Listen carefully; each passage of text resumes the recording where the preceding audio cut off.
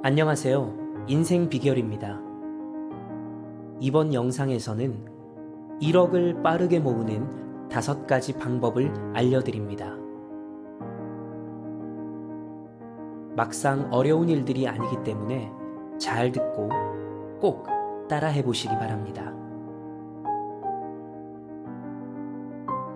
오늘 내용은 전 재산 253만 원을 5천억 원으로 만든 스노우폭스 김승호 회장의 책 돈의 속성을 참고하였습니다.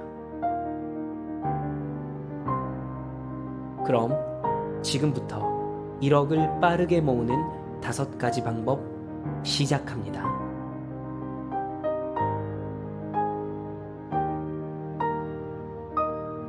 동네의 우물이 사라지고 아직 수도시설이 좋지 않던 시절에는 지하수를 끌어올려 식수로 사용하곤 했다. 땅 밑 수맥에 파이프를 박아 펌프를 달아놓았다. 이 펌프에 물을 한두 바가지 넣고 힘차게 위아래로 움직이다 보면 지하에 있는 물이 따라 올라온다.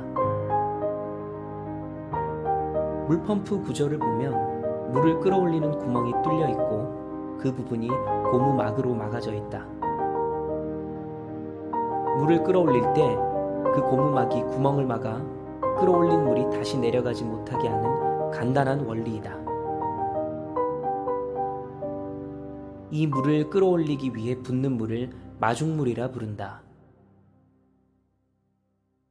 한번 마중물을 넣으면 펌프질을 멈추지 않는 한 계속 물을 퍼낼 수 있지만 마중물 없이는 절대 물을 빼낼 수 없다. 그래서 펌프 옆에는 항상 마중물용 물통이 하나씩 있었다. 자본을 모아 투자를 통해 자본 수익을 얻으려는 사람은 누구든지 이 마중물에 해당되는 돈을 모아야 한다. 이 마중물이 종잣돈이다. 종잣돈이란 농사를 짓기 위해 씨앗을 살 돈을 말한다. 적정한 투자가 이루어지기 위해서는 1억 원 정도가 필요하다. 1억 원 정도는 돼야 주식이나 부동산에서 의미 있는 투자를 할 수 있기 때문이다. 이 돈은 10억 원, 100억 원, 1000억 원도 만들어내야 하는 씨앗 돈이다. 이 1억 원을 만들기 위한 현실적인 방법 5가지를 제시하고자 한다. 첫째, 1억 원을 모으겠다고 마음먹는다. 둘째, 1억 원을 모으겠다고 책상 앞에 써붙인다. 셋째, 신용카드를 잘라버린다. 넷째, 통장을 용도에 따라 몇 개로 나누어 만든다. 다섯째, 1000만 원을 먼저 만든다. 나는 항상 무엇인가를 이루고 싶을 때 가장 먼저 정말 이것을 이루고 싶다는 마음이 들어야 한다 라고 주장한다. 조용히 책상 앞에 앉아 이렇게 혼잣말을 한다. 나는 우리 가족의 가난의 고리를 끊고 누구에게나 존경받는 부자가 되어 가족과 사랑하는 사람들을 지켜주며 살고 싶다. 이렇게 말을 하는 순간 말은 힘을 가지며 실제로 그렇게 되기 위한 행동을 이끈다. 언어를 통제하면 생각이 닫히고 행동이 통제된다. 반대로 언어를 열면 생각이 열리고 행동이 실현된다.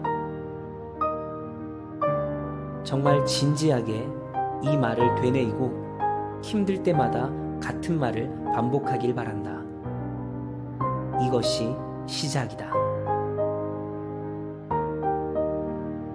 첫 번째 행동을 마쳤으면 나는 1억을 모으겠다 라고 손으로 직접 적어서 책상 앞에 잘 보이는 곳에 붙여놓는다. 눈에 자주 보이는 곳이면 되니까 화장실 변기 맞은편도 좋고 식탁 위에도 좋다. 여기저기 붙이면 더 좋다. 욕망이 강렬하면 스마트폰 초기 화면에도 적어놓고 모니터 화면에도 올려놓는다.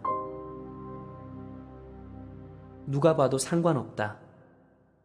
내 욕망을 이해하고 응원하는 사람이 많으면 더 쉽게 이루어진다. 조롱하는 사람들이 있어도 상관없다. 조롱을 미리 받아보는 연습도 필요하다. 부를 만들고 유지하는 과정에서 어차피 조롱은 수시로 받기 때문이다. 이런 조롱이나 비난은 부가 범접할 수 없는 경지로 올라서면 그때야 좀 줄어들 테니 무시하고 여기저기 붙여놓아라.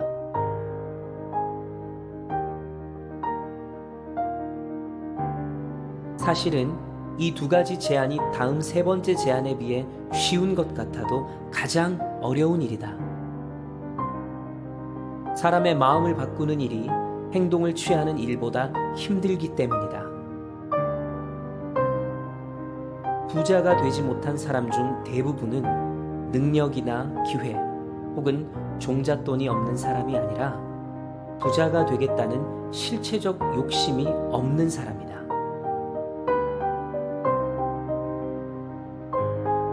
세 번째 제안을 이행하기 위해서는 도구가 필요하다.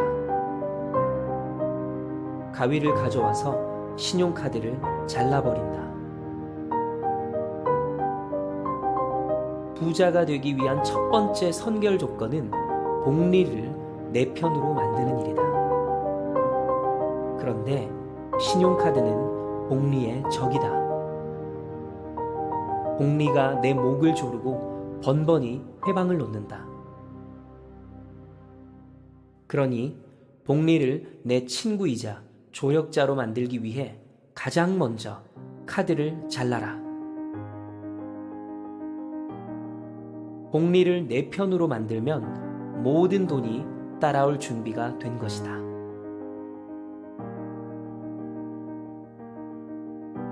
이제 현금만 가지고 다니거나 체크카드로 써야 한다. 동전이 딸랑거리는 것도 불편하고 체크카드를 쓰려니 잔고가 없을 수도 있다. 걱정 마라. 조금만 고생하면 복리가 와서 도와줄 것이니 참고 견뎌야 한다. 한두 달을 정말 거지처럼 살아도 약물 중독에서 벗어나듯 미래 소득이 아닌 현재 소득으로 사는 위치를 옮겨와야 한다.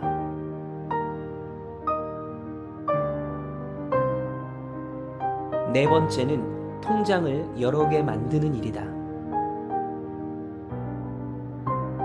통장 하나에 공과금이나 생활비 등을 모두 넣지 말고 통장을 추가로 서너 개 더 만들어서 하나는 정기적인 생활비만 지출하는 통장으로 만들어라.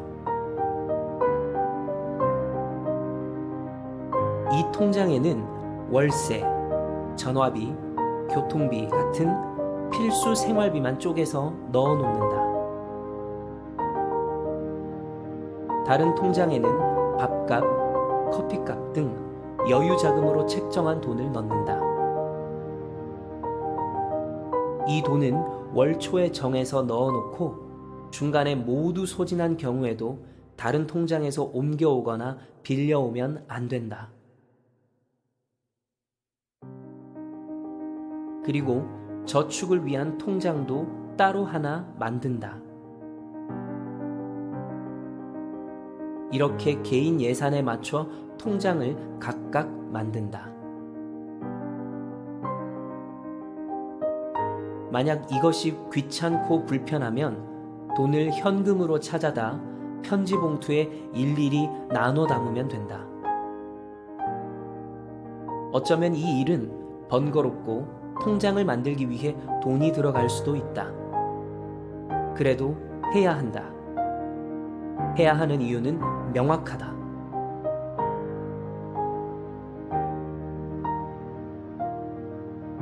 국가나 기업을 운영하면 예산 편성을 한다. 한 해 수입과 지출을 예측하고 어느 부분에 얼마만큼의 예산을 책정할지 구분해서 나눠놓는다. 균형 있는 예산을 이루어야 통치와 경영이 가능하기 때문이다. 한 개인의 경제 활동도 마찬가지다. 기초생활비, 저축, 문화활동, 교육 등의 주요 항목에 맞춰 예산을 편성해야 한다.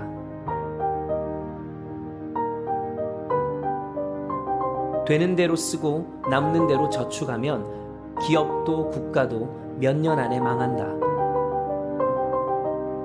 국가나 회사나 부서별로 예산 사용권이 있어서 서로 건드릴 수 없다. 하지만 개인은 사용 범위를 넘나드므로 이렇게라도 구분을 하는 것이다. 이렇게 억지로라도 해야 한다.